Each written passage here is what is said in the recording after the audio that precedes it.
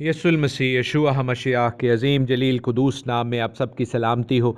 नबियों की कहानी प्रोग्राम के साथ हारून खान आपकी खिदमत में हाजिर है और आज हम खुदा उनके कलाम में से सीखेंगे। उसके 8वें बाब को, पहले सैमुएल के 8वें बाब को हम कंप्लीट करेंगे। मैं कोशिश करूँगा कि 9वें बाब को भी हम कंप्लीट कर लें, लेकिन उसके लिए हमें नहायत तेज़ी से, नहायत स्विफ्टली हमें मूव करना पड़ेगा। और हम देखते हैं कि जिस स्विफ्टनेस से, जिस तेज़ी से सैमुएल जाता है खुदा के पास, वो भी काबिल दीद है, क्योंकि सैमुएल एतराज़ करता है उस डिमांड के ऊपर।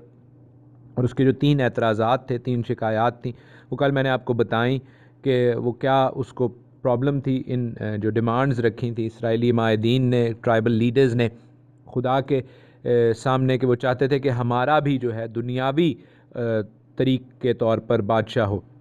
और बड़ा उदास होता है सैमुएल इस चीज़ से, क्योंकि उसने सिद्ध के दिल से खुदावंद की खिदमत की, इन लोगों की खिदमत की थी।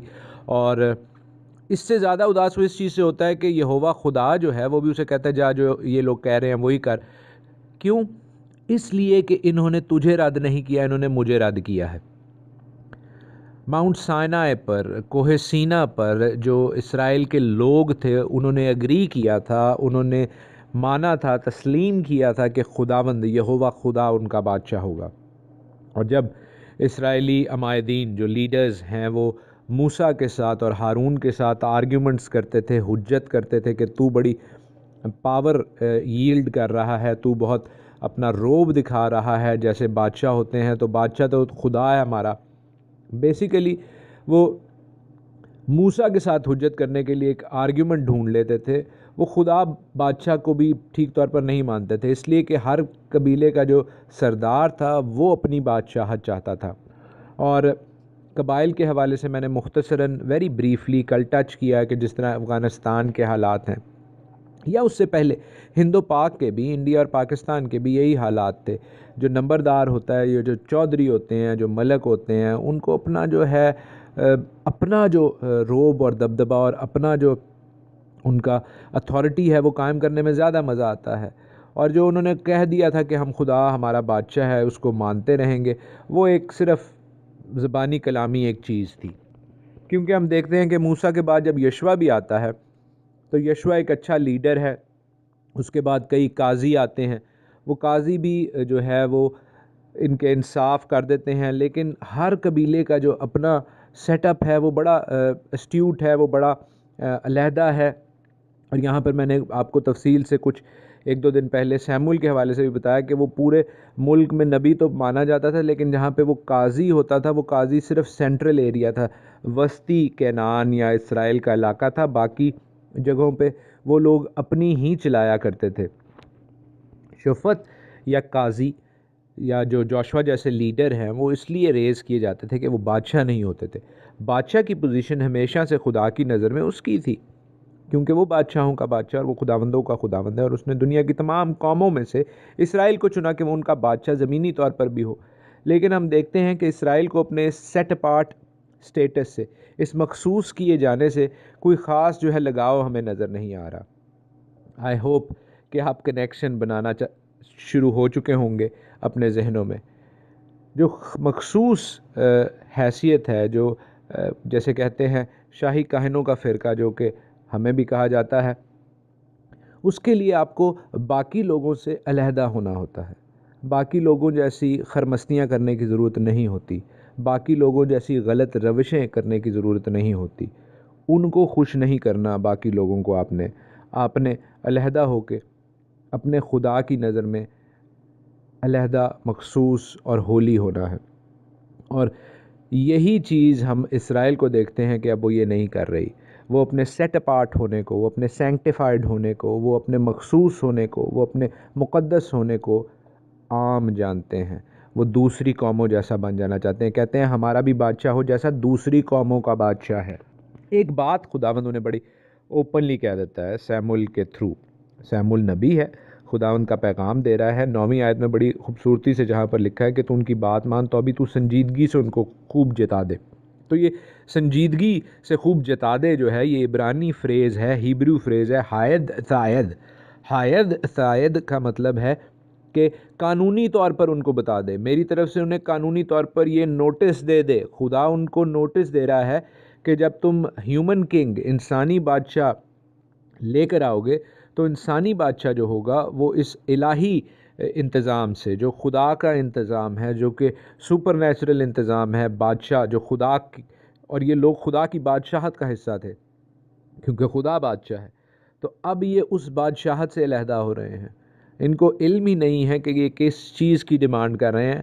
اپنے آپ کو اونچا نہیں کر رہے، اپنے آپ کو ممتاز نہیں کر رہے، بلکہ اپنے آپ کو باقی قوموں جیسا کر رہے ہیں، اپنے آپ کو عام بنا رہے ہیں، اپنے آپ کو آس پاس کے لوگوں میں ملا جلا رہے ہیں، ملاوٹ کو ایکسٹریم پر لے کر جا رہے ہیں کہ ہمارے اوپر بادشاہ بھی ویسا ہو جو باقی قوموں جیسا ہے. اب سیموئل ان کو بتا رہا ہے کہ جو بادشاہ تم پر سلطنت کرے گا اس کا طریقہ یہ ہوگا کہ اس کی اپنی آرمی ہوگی. پہلے تو والنٹیئرز ہوتے تھے سارے، یہ رضاکار ہوتے تھے. جوشوا کی زیر نگرانی ہم دیکھتے ہیں کہ ساری قوم کے نوجوان جو 20 سال سے اوپر ہیں، ہٹے کٹے ہیں، انہوں نے جنگ کر لی. خداوند کا ہاتھ چونکہ ساتھ ہے، فتح مل گئی. لیکن وہ کہہ رہا ہے کہ اگر تم دنیاوی بادشاہ بناؤ گے تو وہ اپنی آرمی بنائے گا، اور آرمی بنائے گا تو اس کا مطلب ہے کہ جو پہلے رضاکار آ جاتے تھے، والنٹیرلی لوگ آ جاتے تھے، ایسا نہیں ہوگا. وہ پکڑ پکڑ کے تمہارے بچوں کو آرمی میں رکھے گا.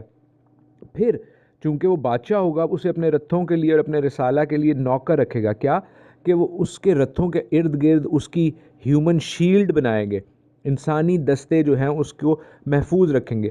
تو بادشاہ بچ جائے گا لیکن تمہارے بچے مارے جا سکتے ہیں. پھر وہ کہہ رہا ہے کہ 1000 کے سردار اور 50 کے جمع دار، یہ ایک آرمی کا ایک عہدہ ہے، یہ کوئی جو ہے صفائی کرنے والے نہیں ہیں. لیکن وہ کہہ رہا ہے کہ بعد سے حل جتوائے گا اور فصل کٹوائے گا. کیوں؟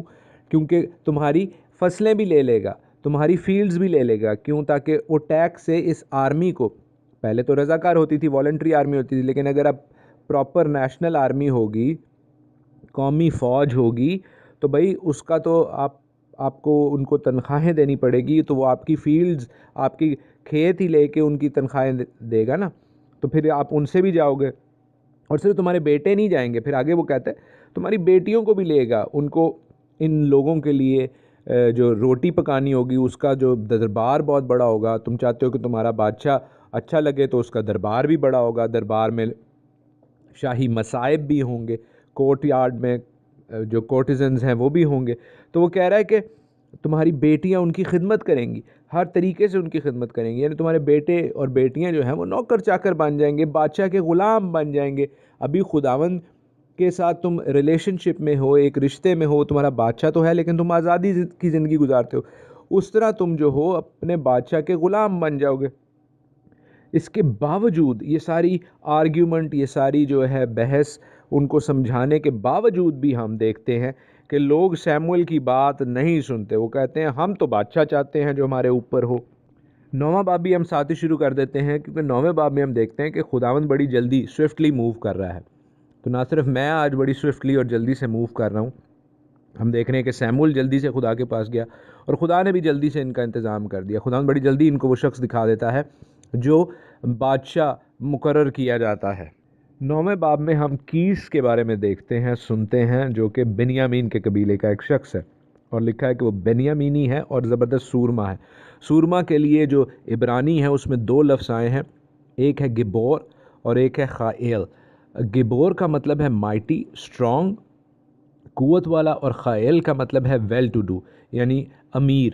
تو نہ صرف یہ امیر تھا بلکہ یہ طاقتور اور قوت والا بھی تھا. اور ہم دیکھتے ہیں کہ اس کا بیٹا ہے شاؤل، جس کا مطلب ہے ریکویسٹڈ ون، وہ جو کہ مانگا ہوا ہے، وہ جس کے لیے درخواست کی گئی ہے. اور ہم دیکھتے ہیں کہ لوگوں نے بھی درخواست کی ایک بادشاہ کے لیے، اور ان کو ملتا ہے شاؤل، جس کے نام کا مطلب ہے جس کے لیے درخواست کی گئی ہو. شاؤل کے بارے میں کہا گیا کہ وہ خوبصورت شخص تھا اور وہ بہت قاداور تھا. صرف اسرائیل میں قاداور تھا، یہ نہ سمجھیے گا کہ وہ کوئی دنیا کا کوئی جائنٹ تھا بہت بڑا. اور وہ بہت خوبصورت اور اچھا جو ہے گڈ لکنگ آدمی تھا. اب دیکھیے خداوند نے کس کو ان کے لیے چنا ہے. ایسا بندہ جس کے اندر ایسے کریکٹرسٹکس ہیں، ایسی صفات ہیں جو کہ لوگوں کو پسند آئیں گی. مرد اس جیسا بننا چاہتے ہوں گے اور عورتیں اس کے ساتھ ہونا چاہتی ہوں گی. خداوند نے لوگوں کو وہی دیا جو کہ وہ ان کی آنکھیں دیکھتی ہیں، جو کہ فزیکلی، جو کہ دنیاوی طور پر وہ ایک شخص میں دیکھنا چاہتے تھے۔ ساؤل کے بارے میں ہم دیکھتے ہیں کہ وہ اپنے ایک نوکر کے ساتھ گدھے ڈھونڈنے جاتا ہے۔ عبرانی میں جو گدھوں کے لیے ورڈ یوز ہوا ہے وہ ایتھون ہے۔ ایتھون کا مطلب ہے کہ یہ ایک بڑے قیمتی قسم کے گدھے تھے، انفیکٹ یہ فیمیل ڈونکیز تھیں، اور اس وجہ سے کیس نے اپنے اس بیٹے کو بھیجا کہ وہ جا کر ان گدھوں کو ڈھونڈ کر لائے۔ گدھوں کو ڈھونڈتے ڈھونڈتے وہ صوف میں پہنچ جاتے ہیں۔ ہم نے شروع میں دیکھا راماتیم زوفیم وہ علاقہ تھا جہاں پہ القانہ رہتا تھا، جہاں پر یعنی یہ سیمول کا باپ، اور یہ اسی علاقے میں آ جاتے ہیں۔ دیر ہو گئی ہے انہیں، ان کو علم، آپ یا ذہن میں رکھیے کہ ان کے پاس موبائل فون نہیں تھے، وہ جا کر اس شہر میں مرد خدا ایش الوہیم کے پاس آتے ہیں اور کہتے ہیں کہ شاید وہ ہمیں بتا دے کہ وہ گدھے کہاں پر ہیں۔ جس غیب بین کے پاس، جس کو سیر کہا جاتا ہے، یہ آتے ہیں، وہ نبی ہے خدا کا سیموئل۔ پہلے زمانے میں اسے غیب بین کہا جاتا تھا، اب اس کو نبی کہتے ہیں۔ میں نے آپ کو بتایا تھا کہ سیموئل جو ہے وہ ایک ٹرانزیشنل فگر ہے۔ سیموئل جو ہے وہ تبدیلی کا پیش خیمہ ہے، اور کئی چیزوں میں تبدیلی ہو رہی ہے۔ یہ آخری قاضی بھی تھا، اس کے بعد بادشاہت شروع ہو گئی، اور جو پہلے غیب بین ہوتے تھے وہ اب نبی انہیں کہا جانے لگا، تو یہ ان میں سے بھی پہلا ہے۔ اور ہم دیکھتے ہیں کہ یہ کس قسم کی قربانی یہاں پر ہو رہی ہے۔ قربانی جو ہے وہ ذبح کی قربانی ہو رہی ہے، جو کہ والنٹری قربانی ہوتی ہے، خاص قسم کی قربانی ہوتی ہے۔ جب ہم احبار میں اپنی ویکلی بائبل اسٹڈی کریں گے تو اس میں ہم آپ کو ضرور بتائیں گے۔ کئی لوگ کہہ رہے ہیں کہ جو ویکلی بائبل اسٹڈی کے ابواب ہیں، اگر وہ بھی ہم روز بروز کے جو پروگرام ہے نبیوں کی کہانی اس میں شیئر کر سکیں، تو ابھی تو میری یہی درخواست ہوگی کہ ہم سیموئل کو کمپلیٹ کریں اور پھر سلاطین کو دیکھیں، اس کے بعد جیسے کئی لوگ کہیں گے، ریکویسٹ کریں گے، پھر ہم اس طرح آگے چلیں گے۔ تو ہم یہ دیکھتے ہیں کہ جو ذبح قربانی ہوتی تھی، جس کے بارے میں احبار کی کتاب میں لکھا ہے، لیویٹکس کی کتاب میں، تو وہ اس میں سے جو قربانی دیتا تھا، کیونکہ والنٹری قربانی ہوتی تھی، خدا کا حصہ نکال کے باقی جو ہے وہ قربانی کرنے والا شخص جو ہے وہ لے سکتا تھا، اور وہ اسی قربانی کو کھانے کے لیے شہر کے بڑے بڑے لوگ اکٹھے تھے۔ سیموئل بھی وہاں پر موجود تھا، اور وہاں پر ڈیوائنلی، الہی طور پر، خداوند کے الہی انتظام کے مطابق ہم دیکھتے ہیں کہ ساؤل صاحب بھی پہنچ جاتے ہیں۔ اب ساؤل کے لیے شاید یہ ہیڈ سپننگ مومنٹ ہو، اس کے لیے پریشان کن چیز ہو، اگرچہ وہ بالکل نوجوان نہیں تھا، یہ ذہن میں رکھیں، کہا جاتا ہے، مانا جاتا ہے، روایت ہے، جو ٹائم لائنز ہیں وہ یہ بتاتی ہیں کہ ساؤل کی عمر اس وقت کم و بیش 40 سال کے لگ بھگ ہوگی، لیکن شموئیل کو جو خداوند کا نبی ہے، خداوند کا پیارا ہے، بچپن سے ماں کے پیٹ ہی سے، اس کو خداوند نے پہلے ہی بتا دیا، کیونکہ خداوند اس سے باتیں کرتا تھا۔ خداوند اسے بتا دیا کہ ایک شخص آئے گا جو کہ اپنے گدھوں کو ڈھونڈتا ہوا آ رہا ہوگا، اور وہی شخص جو ہوگا، کیونکہ وہ بنجمن کے ٹرائب میں سے ہے، بنیامین کے قبیلہ میں سے ہے، وہ خداوند کی چوائس ہے اسرائیل کے فرسٹ کنگ کے طور پر، پہلے بادشاہ کے طور پر۔ شاؤل یا ساؤل جب سیموئل سے ملتا ہے تو ہم دیکھتے ہیں کہ سیموئل کو تو علم ہے کہ وہی شخص ہے جس کا خداوند نے بتایا ہے، ساؤل کو علم نہیں ہے، وہ اپنے گدھوں کا ہی رونا رو رہا ہے۔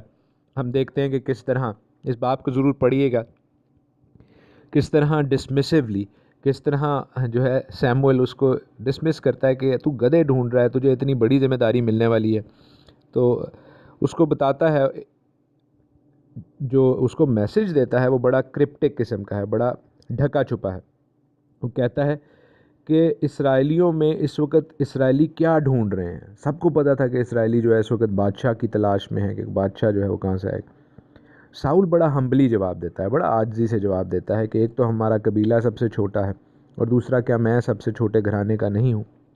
حالانکہ وہ بڑا ویل ٹو ڈو تھا، بڑا رئیس آدمی تھا اپنے قبیلے کا، لیکن یہ مڈل ایسٹرن کلچر ہے، اور یہ ایک اچھی بات بھی ہے کہ اس وقت اس نے اپنے آپ کو ہمبل کیا، اپنے آپ کو عاجز کیا، حلیم کیا۔ اور جب ہم اپنے آپ کو عاجز اور حلیم کرتے ہیں تو خداوند آپ کو چنتا ہے، معزز سامعین، جیسے یہاں پر ساؤل کو چنا گیا۔ اور ہم دیکھتے ہیں کہ سیموئل ساؤل کو بڑی خاص جگہ میں لے کر آتا ہے، وہاں پر کئی لوگ ہیں، لیکن 30 لوگوں کی ایک خاص جگہ بنائی گئی ہے، جو کہ ہائیسٹ آف دا ڈگنیٹریز ہیں، باعزت اور معزز ترین جو لوگ ہیں۔ اور سیموئل جو ہے، جو کہ اکلوتا نبی ہے، سارے لوگوں نے اس سے درخواست کی ہے کہ بادشاہ کو ڈھونڈے، یہ جو ہے اس جگہ کے شیف سے، باورچی سے ریکویسٹ کرتا ہے کہ جو ران کا ٹکڑا ہے، جو ٹانگ کا ٹکڑا ہے، وہ لے کر آنا اور وہ اس شخص کو، ساؤل کو دینا۔ یعنی سارے لوگوں کو جو اس ٹیبل پر موجود ہیں، ایک طرح سے سمجھ لیں کہ جو قبائلی لیڈرز ہوں گے، عمائدین ہوں گے، ان کو ایک چیز بڑی کلیئر ہو گئی ہے کہ سیموئل نے ساؤل کو ممتاز کیا ہے، باقی لوگوں سے علیحدہ کیا ہے اور مخصوص کیا ہے۔ سیموئل کے ساتھ رہتا ہے ساؤل، اور ہم دیکھتے ہیں کہ وہ اس سے باتیں کر رہا ہے۔ اب یہ کیا باتیں ہیں، یہ تو ہم یہی سوچ سکتے ہیں کہ یہ باتیں ایسی باتیں ہیں جو کہ سیموئل کو خدا کی طرف سے ملی ہیں، اور سیموئل ان کو آگے پہنچا رہا ہے کہ جب تجھے بادشاہت ملے تو تو نے کیا کرنا ہے، تو نے کس طرح نظام حکومت چلانا ہے، کس طرح آگے بڑھنا ہے۔ اور ہم دیکھتے ہیں اگلی صبح کو وہ اپنی چھت پر بلاتا ہے ساؤل کو، اور اپنے اس کے نوکر کو کہتا ہے کہ اس کو کہہ کہ وہ جائے آگے، اور پھر میں تجھے خدا کی اور باتیں بتاؤں گا۔ خداوند کے کلام میں سے آج کے لیے اتنا ہی۔ خداوند آپ کو اپنے پاک کلام کے وسیلہ سے برکت بخشے۔ God bless you all.